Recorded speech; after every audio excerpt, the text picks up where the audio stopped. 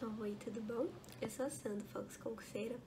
Eu sempre digo lá no Instagram que eu vou falar um pouquinho sobre a minha trajetória, mas na verdade eu não estava encontrando como falar. Até que eu percebi que seria da forma mais simples possível. Então, assim, é porque na verdade eu vejo muitas pessoas falando da sua trajetória, falando em relação às provas que fizeram, as classificações que ficaram. E pra mim, isso não mede exatamente o quanto eu aprendi ao longo desse tempo estudando. Então, eu vou citar algumas provas, mas assim, pra mim não é o que tá medindo realmente o meu conhecimento. Apesar de eu saber que sim, eu vou precisar de uma aprovação, sim, eu vou precisar estar bem classificada para ser nomeada, para ser servidora pública. Eu também acho que a gente não pode estar vendo as provas e pensando, nossa, é uma... Assim, porque não é algo linear, não é uma linha. Você vai subindo, vai descendo, é uma montanha russa, na verdade. Então, você não pode estar olhando para as provas e pensando que é isso que está realmente medindo o quanto você está aprendendo em todo esse processo. Bom, o que é que acontece? Eu entrei na faculdade e eu sempre soube que eu queria carreira pública, eu queria ser diplomata. Até que eu percebi que, na verdade, não seria uma carreira que eu gostaria, que se encaixaria realmente com o meu perfil. Só que não me passou pela cabeça que eu poderia fazer a faculdade e já estar estudando para o concurso. Isso nunca me passou pela cabeça. Então, quando estava no final da faculdade, eu já tinha passado na OAB, já tinha entregue TCC, eu resolvi, não, agora eu vou começar a estudar.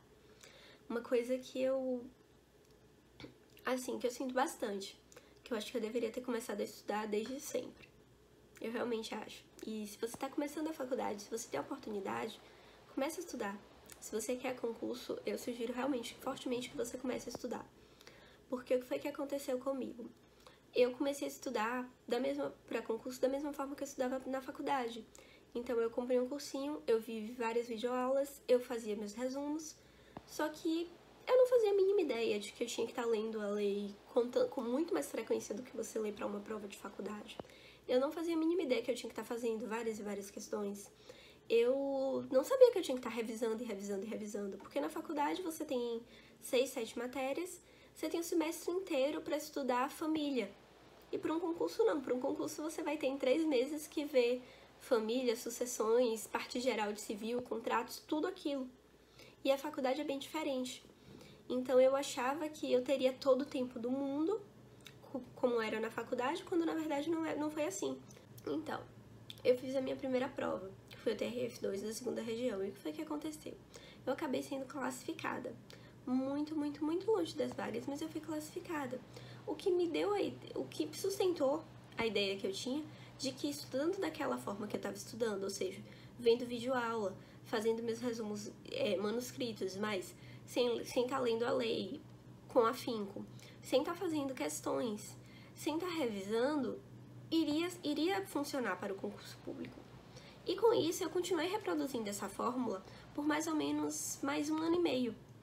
Só que aí foi uma época em que minha vida pessoal também estava bastante confusa, e junto com toda a ansiedade que vinha crescendo, já que nas outras provas eu não chegava nem perto de classificar, e aí aquilo causou uma ansiedade muito grande, com um quadro depressivo também que acabou ocorrendo, eu acabei parando de estudar.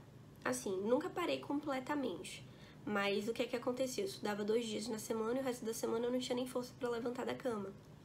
Eu passava uma semana estudando bastante, tipo, 8 horas por dia eu estudava ali loucamente aquela semana, e na outra semana eu não conseguia fazer 2 questões, eu não conseguia, sabe?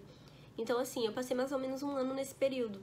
Eu nunca abandonei completamente os estudos, mas eu também não conseguia manter uma constância que fosse me levar para a aprovação, o que me deixava mais ansiosa, o que acabava agravando o quadro depressivo. Foi uma época bem complicada. E aí, o que foi que eu acabei percebendo?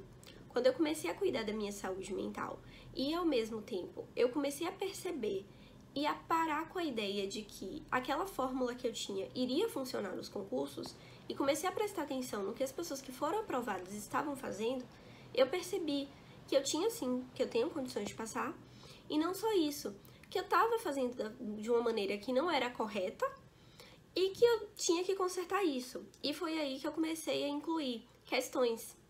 Aí eu comecei a incluir questões, só que como toda pessoa que tem um pouco do perfeccionismo nela e quadros de ansiedade, o que foi que aconteceu? Eu cheguei numa época que eu só fazia questões. Então, chegava em uma semana eu fazia 500, 600 questões. Mas eu não tava revisando o assunto, eu não tava vendo assunto novo.